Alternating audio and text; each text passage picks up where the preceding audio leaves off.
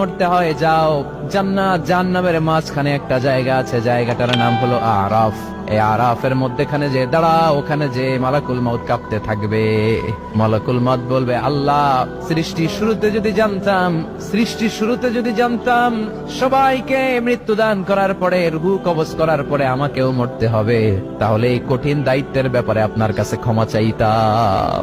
আজকে আমারও যে ভাগ্য বরণ করে নিতে হবে সৃষ্টির শুরুতে, আমি এটা কল্পনাই করতে পারি নাই। আল্লাহ বলবেন, নো টক মুত ইয়া মালাকুল মউত, মরে যা, মরে যাও।